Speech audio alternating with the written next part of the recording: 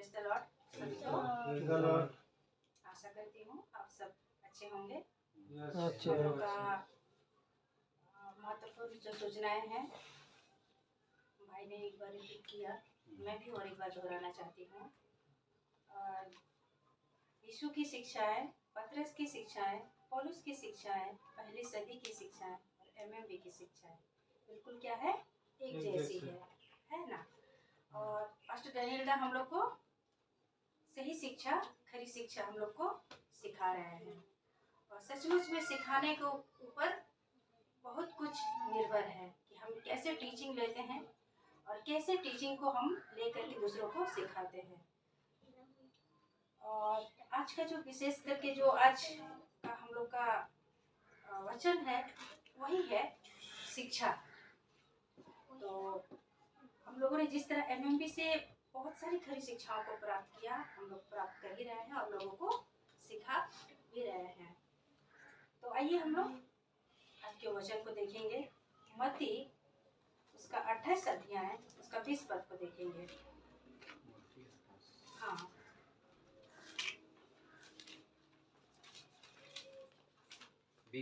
हाँ बांग्ला में पढ़े। हाँ, बांग्ला हिंदी दोनों में पढ़िए। আমি তোমাদিগকে যাহা যাহা আজ্ঞা করিয়াছি সে সমস্ত পালন করিতে তোমাদিগকে শিক্ষা দাও, আর দেখো আমি যুগান্ত পর্যন্ত প্রতিদিন তোমার সঙ্গে সঙ্গে আছি।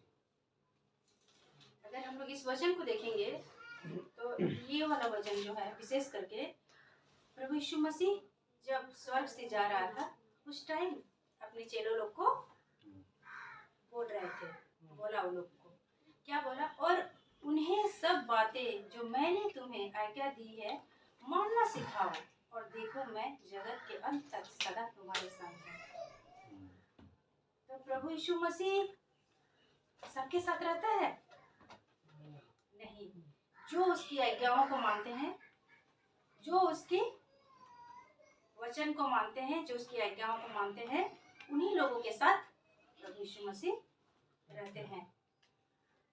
तो वही बात यहाँ लिखा हुआ है। और उन्हें सब बातें, कौन सी बातें? प्रभु यीशु मसीह ने अपने चेलों को बहुत सारी बातें सिखाए थे।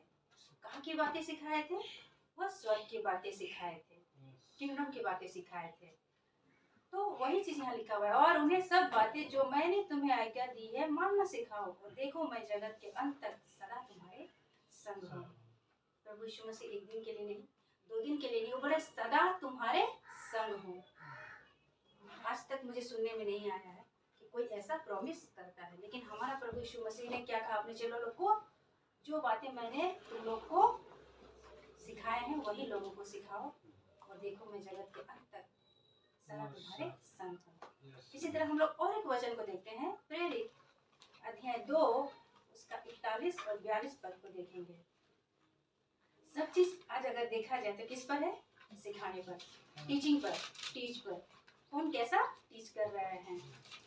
और आज अगर देखा जाए तो बहुत सारी गलत टीचिंग आ चुके हैं। तो अपने आप को क्या करना है? परखना है कि हम सही टीचिंग ले रहे हैं या गलत टीचिंग।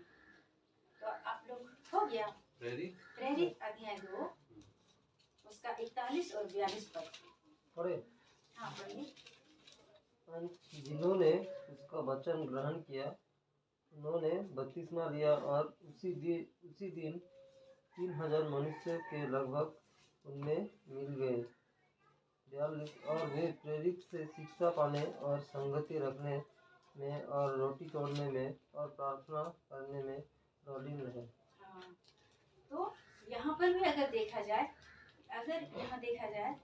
तो यहाँ भी वही बात लिखी हुई है। क्या लिखी हुई है? अतः जिन्होंने उसका वचन ग्रहण किया, किसने? सबने नहीं, जो वचन ग्रहण किया उसी के लिए लिखा हुआ है।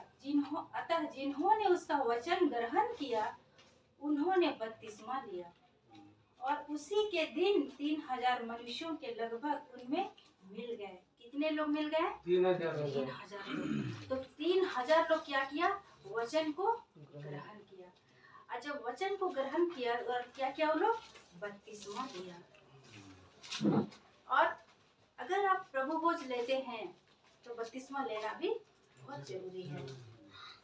आज अगर देखा जाए सही टीचिंग नहीं मिलने के कारण आज लोग बपतिस्मा लेने के बाद, प्रभु को लेने के बाद भी क्या होता है, संसार में वापस चले जाते हैं।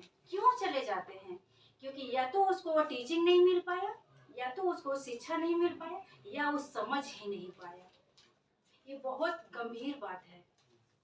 ये बात को हर एक विश्वासी को गंभीरता के साथ सोचना है, समझना है। क्योंकि बहुत सारे लोग आज वादे करते हैं कि मैं भी प्रभु के साथ चलूंगा, मैं भी प्रभु के साथ चलना चाहता हूँ। लेकिन क्या प्रभु आपके साथ चलना चाहते हैं? ये क्वेश्चन है। क्योंकि बहुत सारे लोग सही चीज को नहीं समझने के कारण सब कुछ करने के बावजूद भी, बपतिस्मा लेने के बाद, प्रभु को लेने के बाद भी उनके जीवन में पाप रह जाता है। ऐसा नहीं होना चाहिए। प्रभु को हम हल्के में नहीं ले सकते हैं। उसको गंभीरता से हम ले सकते हैं। उसके वचन क्या कह रहा है, प्रभु क्या कह रहा है, क्या प्रभु सच में आपके साथ हम चल पाएंगे? क्योंकि बहुत सारे लोग नहीं चल पाने के कारण पाप में गिर जाते हैं और वो वापस चले जाते हैं स्थिर नहीं रहने के कारण। वही बात यहाँ लिखा हुआ है, अतः जिन्होंने उसका वचन ग्रहण किया उन्होंने बपतिस्मा लिया और उसी दिन 3000 मनुष्यों के लगभग उनमें मिल गए। 42 पद।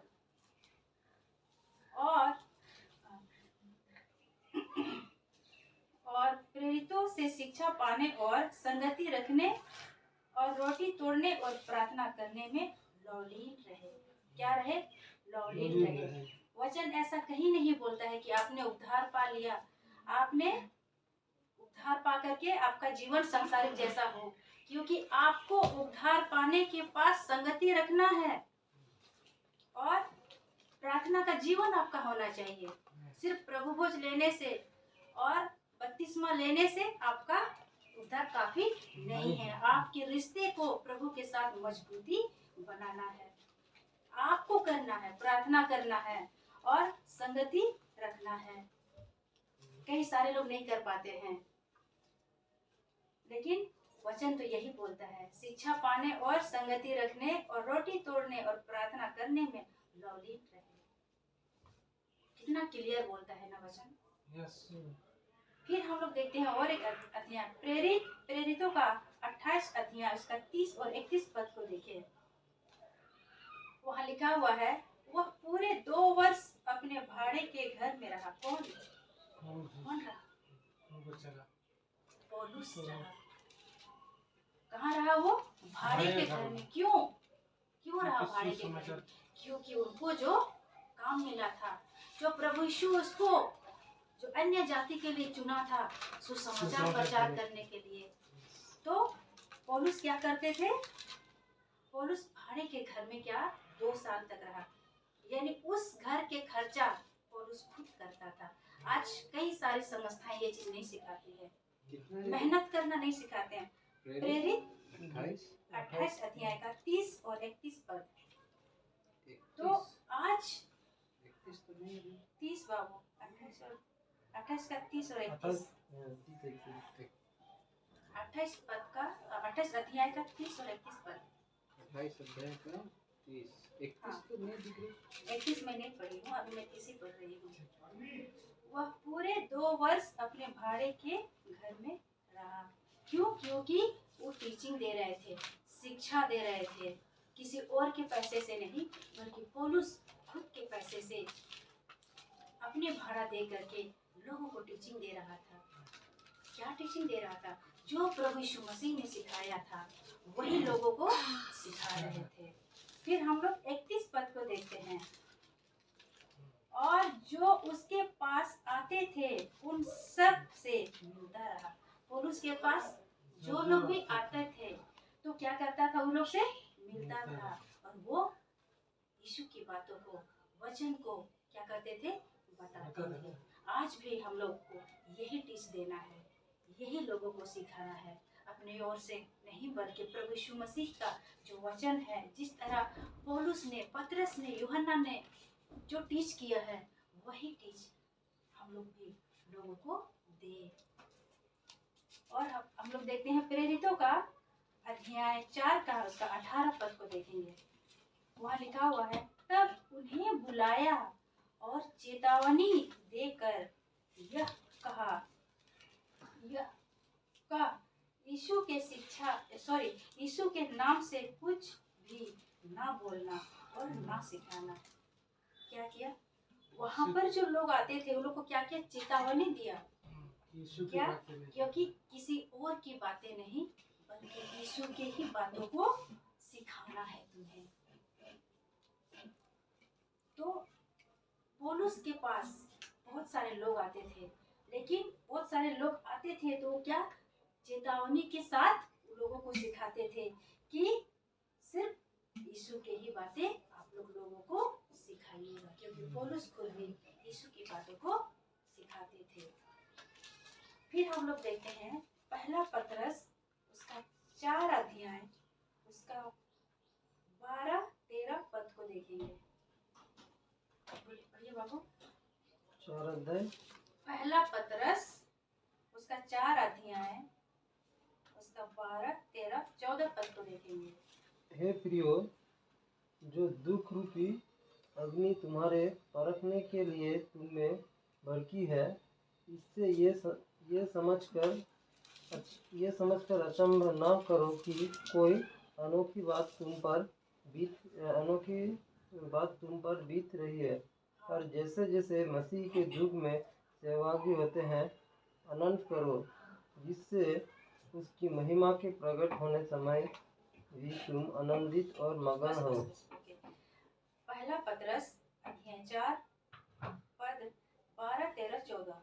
12 पद में लिखा है, हे प्रियो, जो दुख रूपी अग्नि तुम्हारे परखने के लिए तुम में भड़की है, इससे यह समझकर अचंभव ना करो कि कोई अनोखी बात तुम पर बीत रही है। अगर आप यीशु मसीह के रास्तों पर चलोगे, सत्य के रास्तों पर चलोगे, तो बहुत कम ही लोग आपका तारीफ करेंगे। और सही शिक्षा को लेकर के विशेष करके अगर जाओगे तो लोग पसंद नहीं करते हैं, क्योंकि उस समय प्रभु यीशु मसीह को भी लोग पसंद नहीं करते थे। तो आज अगर एक मसीह होकर के अगर आप घर बैठे आप सोचते हैं सब कुछ अच्छा चल रहा है, तो या तो आप काम नहीं कर रहे हैं प्रभु का, या तो फिर जिस बुलाहट से आपको बुलाया गया उस बुलाहट का पहचान ही नहीं पाएंगे। क्योंकि प्रभु यीशु मसीह के पास भी ताड़ना आया था, उसको भी लोगों ने सताया, लेकिन आज अगर उसके बच्चे हम लोग कहलाते हैं तो हमारे पास भी ताड़ना आते हैं। ऐसा बात नहीं है। और एमएमबी के लोगों को तो ज्यादा ही कुछ ताड़ना आते हैं। हम लोगों के पास कॉल आते हैं, कई बार क्वेश्चन खड़ा करते हैं, लेकिन हम लोग जानते हैं कि हम लोग क्या टीचिंग ले रहे हैं और क्या टीचिंग सीख रहे हैं, क्या शिक्षा हम लोग ले रहे हैं और क्या शिक्षा हम लोग सीख रहे हैं और क्या शिक्षा हम लोग ले रहे हैं। तो हमारा जो विशेष करके इस यहाँ पर जो लिखा हुआ है वचन में कि अचंभव ना करो। तुम्हारी लाइफ में जो प्रॉब्लम आते हैं तो तुम अचंभव मत करो, क्योंकि ये सब होना ही होगा ही, इसमें कोई नई बात नहीं है। तो वही बात यहाँ लिखा हुआ है पहला पतरस अध्याय 4 का 12 पद पर, हे प्रियो, जो दुख रूपी अग्नि तुम्हारे परखने के लिए तुम में भड़की है, इससे यह समझकर अचंभव ना करो कि कोई अनोखी बात तुम पर बीत रही है। 13 पद पर, जैसे जैसे मसीह के दुखों में सहभागी होते हो आनंद करो। मसीह के किसमें? दुख में। उसके दुख में जो तुम सहभागी होते हो तो क्या हो? आनंद करो। मतलब दुखी मत हो कि मेरे साथ ऐसा हो रहा है, लोग हमको पसंद नहीं कर रहे हैं, लोग हमको नहीं बुला रहे हैं। वचन बोलता है तुम आनंदित हो, खुशी मनाओ, जश्न मनाओ। क्यों? क्योंकि तुम औरों के जैसा नहीं। वही बात बोल रहा है। कई बार लोग दुखी होता है, क्यों होता है? क्योंकि इसको समाज से अलग किया जाता है, समाज में उसके साथ लेन देन नहीं होता है। समाज के लोग उन्हें पसंद नहीं करते हैं। यस तो कई बार क्या होता है, लोग दुखी होता है, लेकिन वचन कहता है कि तुम दुखी ना मत होना। हो। वही बात यहाँ लिखा है, पर जैसे जैसे मसीह के दुखों में सहभागी होते हो आनंद करो, जिससे उसकी महिमा के प्रकट होते समय भी तुम आनंदित और मगन हो। कितनी अच्छी बात लिखी हुई है ना। हमारा दुख सिर्फ इसी पृथ्वी पर तक है। हो सकता है आज हमारे जीवन में सतावट है, हो सकता है हमारे जीवन में कुछ कष्ट है, लेकिन एक दिन हमारी दुख सब दूर हो जाएंगे और अचंभव करने की कोई बात नहीं है इसमें। ऐसा होगा ही, क्योंकि हमारे प्रभु को भी सताए गए हैं। फिर हम लोग 14 पद को देखते हैं, इसी का ही।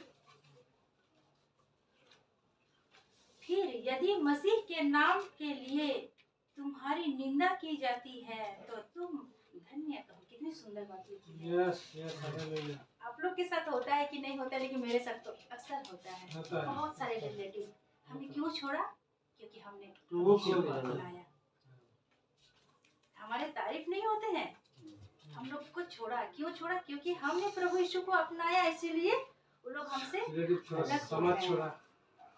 तो वही बात यहाँ लिखा है, फिर यदि मसीह के नाम के लिए तुम्हारी निंदा की जाती है तो तुम धन्य हो, क्योंकि महिमा का आत्मा जो परमेश्वर का आत्मा है तुम पर छाया करता है। Yes hallelujah. कितनी बड़ी बात है ना। यस यस कई बार हम क्यों नहीं डगमगाते हैं? हमारे जीवन में इतना प्रॉब्लम आता है, इतनी समस्या आते हैं, अपनों से, गैरों से, समाज से, हम क्यों नहीं डगमगाते हैं? क्योंकि महिमा का आत्मा, परमेश्वर का आत्मा क्या करता है? छाया करता है। वो साहस देता है, वो हिम्मत देता है। कोई फर्क नहीं पड़ता है, समाज हमारे चले या ना चले, हमारे साथ प्रभु हमारे साथ चलता है ना। यस प्रभु हमारे साथ है ना, तो यस फर्क पड़ता है। यस तो यही विश्वास हमको आगे ले जाना है। ऐसे टीचिंग अगर देखा जाए तो हमको कहीं पर नहीं मिला था। हम मसीह में बहुत पहले आ गए थे, 2007 आसपास में, लेकिन ऐसा कभी किसी ने टीचिंग नहीं दिया था इतनी गहराई से। और ये सच है कि एमएमबी के माध्यम से ही ऐसा टीचिंग मिला है। यस जिस तरह भाई ने कहा कि हम लोग मजबूत होते हैं वचन के माध्यम से। और सही है कि जब वचन को हम जितना पढ़ेंगे, जितना समझेंगे और पवित्र आत्मा हम लोग को जितना सिखाएंगे, उतने ही हम मजबूत हो जाएंगे। बाहर की चीजों से हमें डर नहीं लगेगा। अपने तक मेरा साथ कोई और चले या ना चले, खुदा मेरे साथ चलते हैं। ये साहस अपने आप आता है अंदर से जब हमारे रिश्ता खुदा के साथ अच्छा हो। फिर हम लोग पहला कुरिन्थी उसका 11 का हम लोग 23 से 26 तक देखेंगे, क्योंकि हम लोगों ने पढ़ा थोड़ा देर पहले प्रभु भोज के समय, लेकिन हम लोग और एक बार पढ़ना चाहेंगे। पहला कुरिन्थी 11 का 23 से हम लोग 26 तक देखेंगे।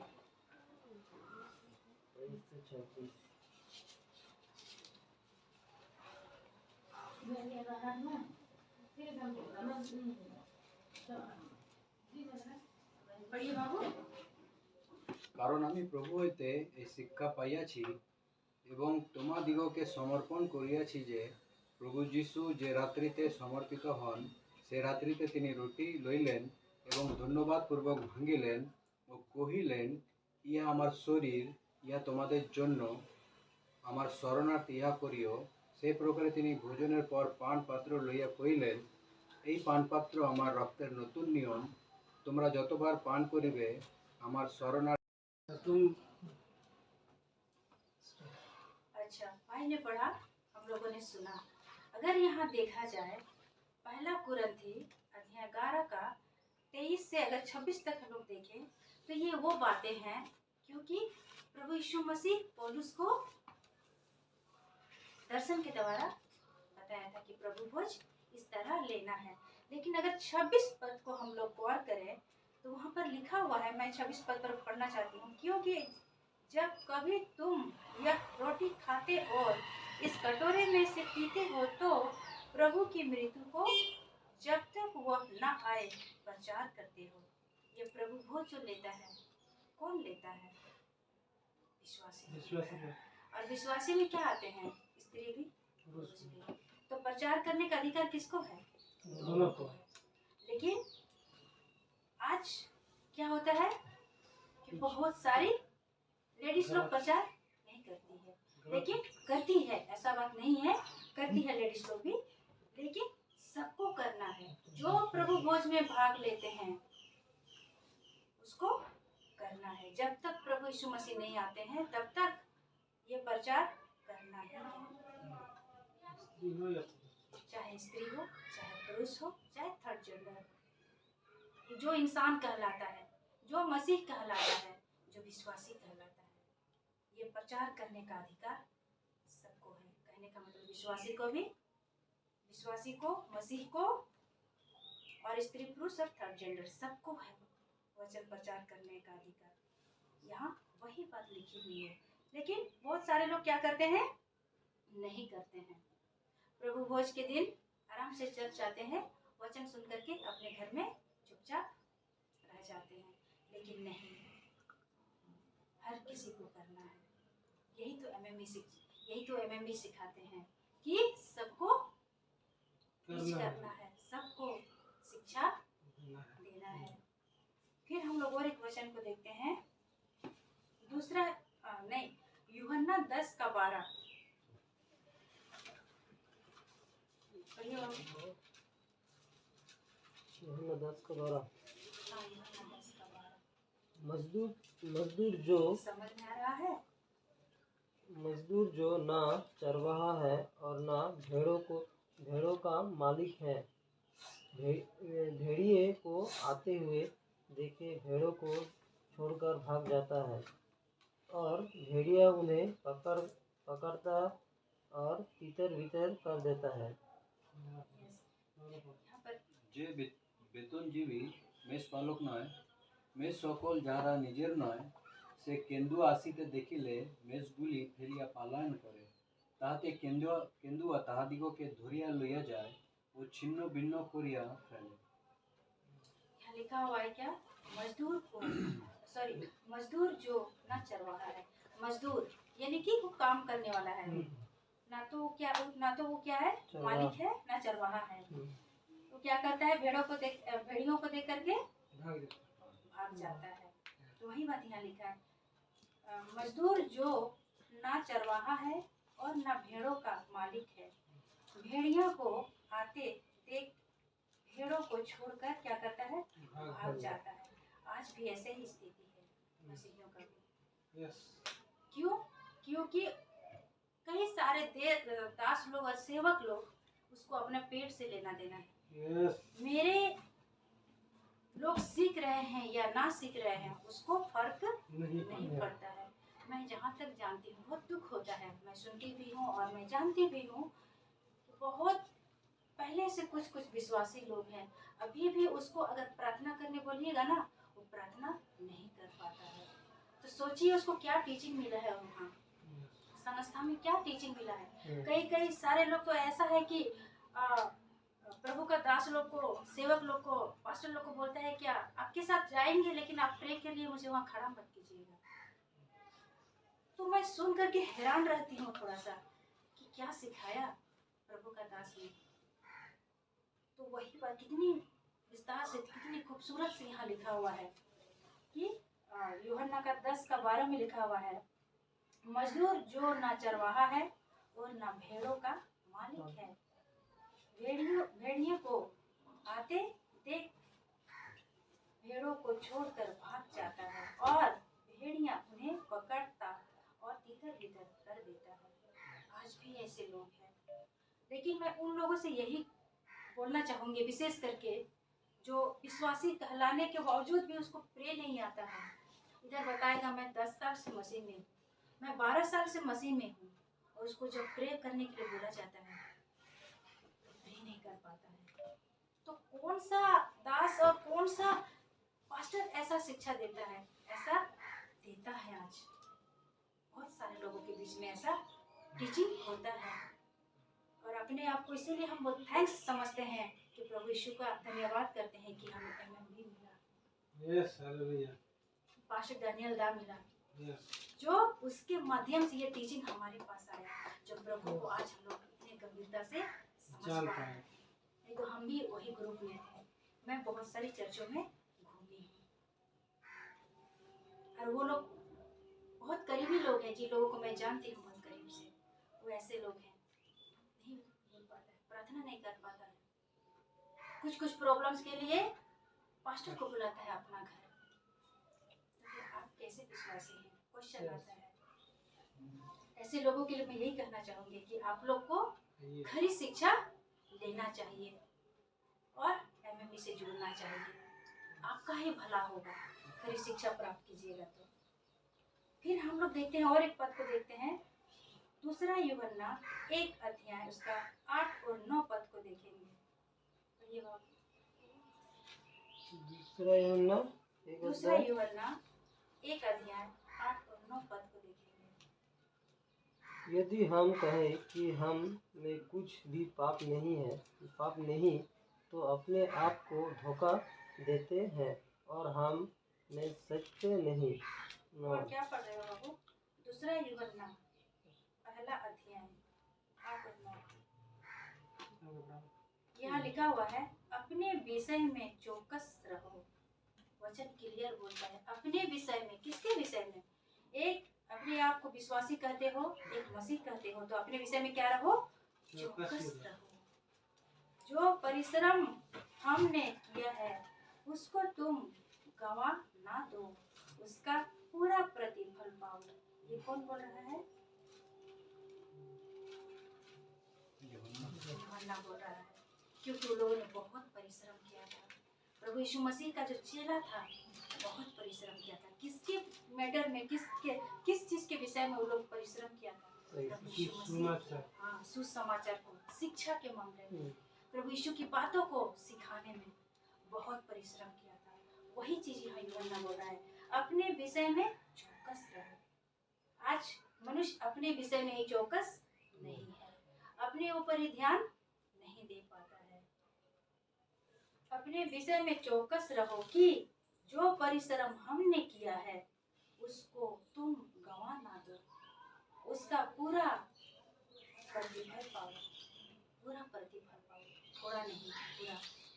तो जो सुसमाचार हमारे तक पहुंचा है उसका हम पूरा लाभ उठाएं और लोगों को सिखाएं, लोगों को शिक्षा दें। जो शिक्षा हमें मिला है, बहुत सारी संस्थाओं में ऐसे टीचिंग नहीं होता है, लेकिन हमें जो मिला है हमें वही लोगों को देना है, बढ़ा चढ़ा के कुछ नहीं देना है।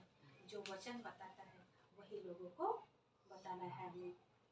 फिर हम लोग 9 पद को देखते हैं इसी का, दूसरा यूहन्ना अध्याय 1 का 9 पद को देखते हैं। जो कोई मसीह की शिक्षा से आगे बढ़ जाता है और उसमें बना नहीं रहता, उसके पास परमेश्वर नहीं। जो कोई उसकी शिक्षा में स्थिर रहता है उसके पास पिता भी है और पुत्र भी है। Yes. कितनी खुशी की बात है ना? Yes, yes. जो कोई उसकी टीचिंग में स्थिर रहता है उसके पास पिता भी है और पुत्र भी है। तो हम एक मसीह होकर के ना हमारे पास पिता है ना पुत्र है, क्या लाभ ऐसे जीवन को लेकर के? लेकिन हमको ऐसा मसीह बनना है और स्थिर रहना है। जो शिक्षा हमें मिला है प्रभु यीशु के द्वारा, पौलुस के द्वारा, पतरस के द्वारा, यूहन्ना के द्वारा, वही टीचिंग को हमको लेके चलना है। वही टीचिंग में, वही शिक्षा में हमको स्थिर रहना है और वही टीचिंग हमको लोगों को सिखाना है। तभी हमारे पास पिता भी रहेंगे और पुत्र भी रहेगा।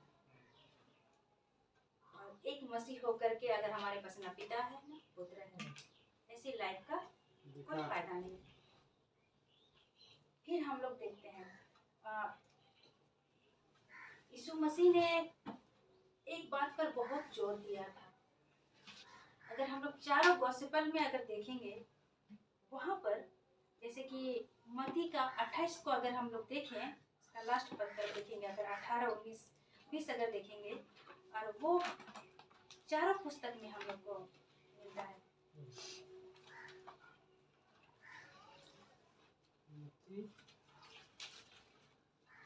मत्ती 28 का 18-19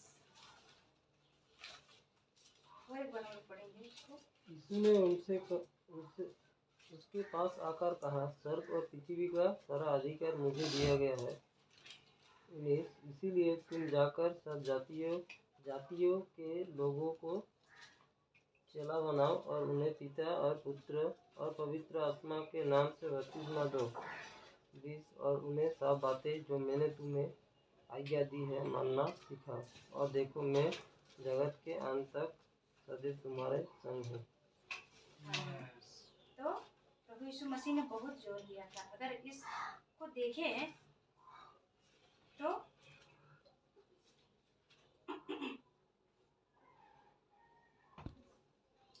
यहाँ पर जैसे लिखा हुआ है 28 का 18 से, यीशु ने उनके पास आकर कहा, स्वर्ग और पृथ्वी का सारा अधिकार मुझे दिया गया है। 19 पद, इसलिए तुम जाओ। क्या बोल रहा है 19 पद में? तुम जाओ सब जातियों के लोगों को चेला बनाओ। अपने चेला को क्या बोल रहा है कि तुम जाओ सब जाति के लोगों को, मतलब सिर्फ अपने लोग ही नहीं, वर्ल्ड में जितने भी जाति के लोग आते हैं।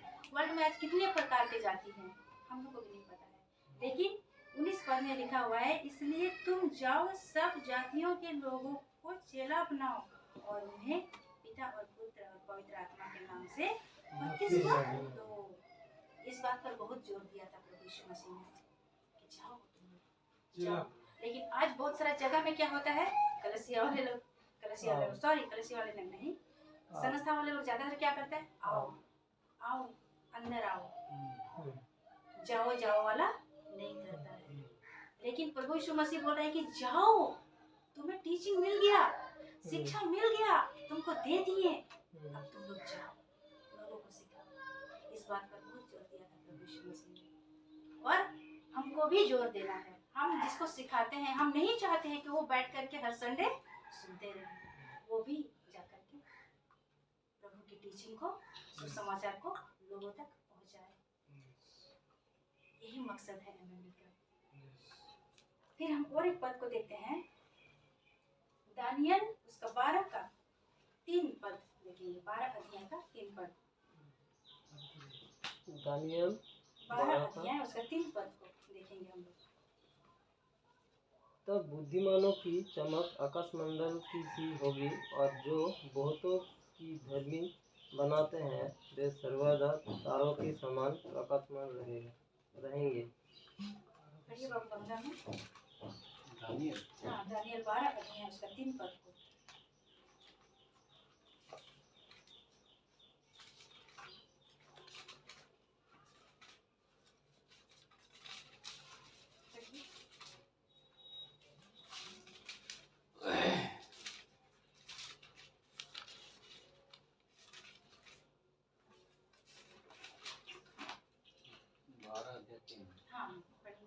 আর যাহারা বুদ্ধিমান তাদের বিধানের ভিত্তি নেয় এবং যাহারা অনেক ধার্মিকতার প্রতি ফিরায় তারা তারাগণের ন্যায় অনন্তকাল দীপ্যমান হইবে। कितनी खूबसूरत बात लिखी हुई है ना। यहाँ लिखा हुआ है, तब सिखाने वालों की चमक आकाश मंडल की सी होगी। किसका? सिखाने वाले। कैसे सिखा रहे हैं, कैसे सीख रहे हैं? यहाँ पर लिखा हुआ है क्या? तब सिखाने वालों की चमक आकाश मंडल की सी होगी, और जो बहुतों को धर्मी बनाते हैं। क्या बनाते हैं? धर्मी बनाते हैं। प्रभु यीशु मसीह की टीचिंग क्या करते हैं? लोगों को धर्मी बनाते हैं। वे सर्वदा तारों के समान प्रकाशमान रहेंगे। सिखाने वाले का कितना फायदा है ना। तारे में जो चमक, तारे को जो हम लोग आकाश में देखते हैं कैसे चमकता है, तो सिखाने वालों का भी ऐसे ही चमक है। दानियल अपनी पुस्तक पर यहाँ लिखा है। तो आज अगर सारा चीज हम लोग देखें, किस पर निर्भर है? सीखने पर और सिखाने पर, शिक्षा पर और शिक्षा लेने वालों पर, टीच पर और टीचिंग पर। तो सचमुच में बहुत अपने आप को गर्व महसूस होता है कि हम एमएमडी से जुड़े हुए हैं और आज हम लोगों को सिखा पा रहे हैं और मैं भी खुद सीख रही हूँ। ऐसे टीचिंग कहीं और नहीं मिलता है और सिखाने वालों का जो ये है गुण है वो क्या है, आकाश में चमकते हुए तारों के समान है और दूसरों को भी सिखाए। तो आज हम लोगों ने सीखा है शिक्षा के मामले में कि किस तरह शिक्षा पाना चाहिए और शिक्षा देना चाहिए। और शिक्षा पर बहुत सारा चीज निर्भर है। सही सिखाने वाला अगर सही नहीं रहेगा तो सीखने वाले भी सही नहीं होंगे, वो भी नहीं सिखा पाएगा दूसरों को। नहीं सीखा तो उसको पता नहीं। तो सचमुच में आज के सुंदर वचन के माध्यम से हम लोगों ने सीखा है क्या कि हमें पहली सदी की जो कलीसिया थी, पहली सदी की जो सेवक लोग था, चेला लोग था, प्रभु यीशु मसीह का टीचिंग, वही सारी चीजों को लेकर के हमको आगे बढ़ना है, चलना है, किसी और चीज को उसमें मिक्स नहीं करना है। मैं आशा करती हूँ कि आज की सुंदर टीचिंग से हम लोग सभी को एक ब्लेसिंग हुआ है। और मेरे YouTube चैनल को आप लोग लाइक कीजिए, प्रमोट कीजिए, सब्सक्राइब कीजिए और हम लोग का मसीह मंथन बैठक वर्ल्ड ग्रुप जो पेज है, फेसबुक पेज, उसको भी लाइक कीजिए और सही शिक्षा को, खरी शिक्षा को आप लोग प्राप्त कीजिए और लोगों तक आप लोग भी पहुंचाइए और अपने आप को भी आप लोग सही शिक्षा और खरी शिक्षाओं में एजुकेटेड होते जाइए। और हम लोग से आप लोग जुड़ सकते हैं। हम लोग अदरा वेस्ट बंगाल पुरुलिया में रहते हैं। हम लोग हाउस चर्च लेते हैं और हम लोग से जुड़ करके आप लोग खरी शिक्षाओं को प्राप्त कर सकते हैं। तो मैं आशा करती हूँ कि आज के टीचिंग से आप हम लोगों ने सीखा है क्या, शिक्षा कैसे लेनी है और शिक्षा कैसे देनी है। और मैं आशा करती हूँ कि आप लोग खरी शिक्षाओं को प्राप्त कीजिएगा, आप लोग सीखिएगा तो आप ही लोग का फायदा है। आइए हम लोग